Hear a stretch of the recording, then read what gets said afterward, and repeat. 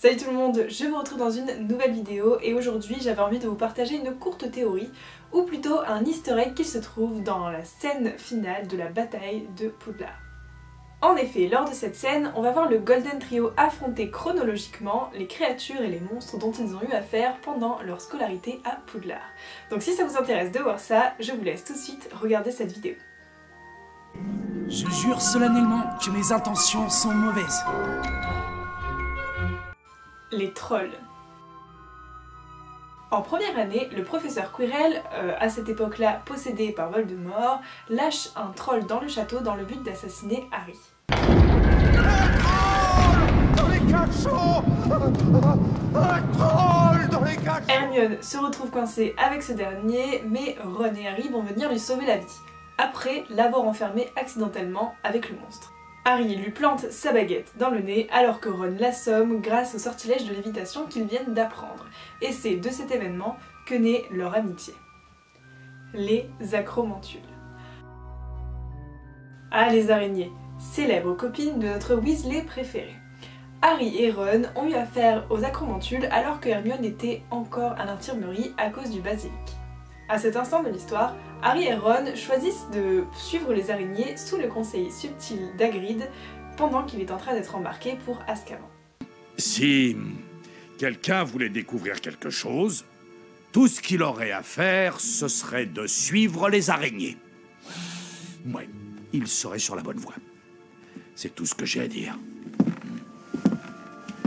Ils se retrouvent à discuter dans la forêt interdite avec Aragog, qui les donnera sans aucun scrupule à manger à ses enfants à 8 pattes. Heureusement, les amis se font sauver par la voiture de Monsieur Weasley, et cette excursion dans la forêt leur a appris une chose, Hagrid était innocent. Les loups-garous. Lors de la 3e année de Harry, un nouveau professeur de défense contre les forces du mal fait son apparition. C'est l'un des meilleurs professeurs de l'école.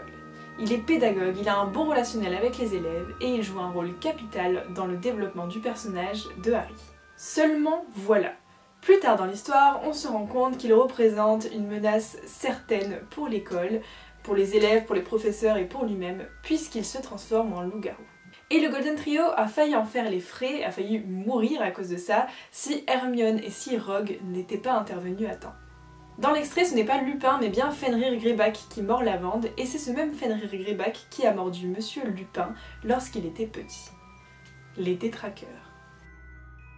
Dans Harry Potter et le prisonnier d'Azkaban, les détraqueurs ont une place énorme. Ils gardent le château et tourmentent Harry. Il apprend même à s'en débarrasser grâce au conseil du professeur Lupin. Lors de la 4e année d'Harry Potter, on les revoit faire une petite apparition dans le labyrinthe, mais rien de plus flagrant. Je suis en train de faire le montage de cette vidéo et pour Harry Potter 4, ce que j'ai dit c'est pas faux, mais je viens de comprendre, d'avoir une illumination. En fait la référence à ce moment-là, c'est surtout Lavande, l'élève qui meurt, en référence à Cédric qui meurt par les mains des forces du mal d'un serviteur de Voldemort dans la 4e année de Harry. Et là du coup c'est Fenrir Greyback qui est aussi un des sbires de Voldemort qui tue Lavande, donc ça nous fait un plus gros rappel que les détraqueurs. L'Ordre du Phénix. Il y a ensuite un plan sur l'Ordre du Phénix, organisation reformée lors de la 5e année de Harry à Poudlard. Cette organisation ayant pour but de combattre contre les forces du mal est en partie composée d'enfants de la génération d'avant. Donc ici on parle d'Harry, de Fred, George, Ron, Ginny, il y a aussi Bill et Charlie Weasley, et puis Neville, sans oublier Neville dont ses parents faisaient partie la première fois. Mais il y a aussi des adultes ayant participé à la génération précédente comme Dumbledore, puisque c'est lui qui a formé la première génération, Sirius Black, le professeur Lupin, il y a aussi Alastor Maugrey, sans oublier Molly et Arthur Weasley et bien d'autres. D'autres personnes se sont rajoutées à l'ordre depuis la première édition, comme le plus important des personnages Severus Rogue, qui est quand même l'agent double, ou encore Nymphadora Tonks, sans oublier Kingsley et tant d'autres. Le prince de sang mêlé. Dans la scène d'après, c'est le Golden Trio qui se dirige vers le hangar à barques pour aller voir Rogue qui est en train de se faire assassiner par Voldemort à cause de l'allégeance à la baguette de Suro. À ce moment-là, Rogue est tué par Nagini, Voldemort s'en va et c'est Harry qui va venir récupérer les précieuses larmes contenant les souvenirs du personnage qui nous offriront les révélations les plus poignantes de cette saga. Cette scène de la bataille de Poudlard se termine sur le prince de sang mêlé qui a été l'intrigue principale de la 6e année scolaire d'Harry Potter. Évidemment, nous terminons sur le duel final entre Harry et Voldemort, ce qui clôture la fin de l'histoire.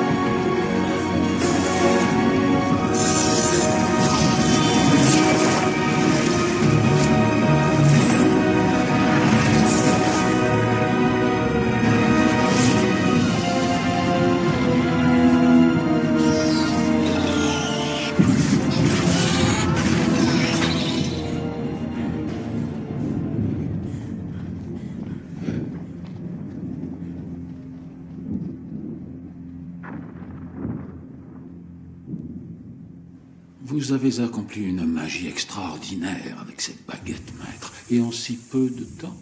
Aviez-vous remarqué ces easter eggs? Est-ce que vous validez cette théorie? N'hésitez pas à me le dire en commentaire. Moi je trouve ça brillant de la part des réalisateurs, c'est vraiment magnifique. La boucle est bouclée et ça fait plaisir. J'espère que cette vidéo vous aura plu, n'hésitez pas à laisser un like et à vous abonner pour plus de vidéos dans ce genre. En attendant, je vous retrouve dans les commentaires jusqu'à la semaine prochaine. Bye. Méfait accompli.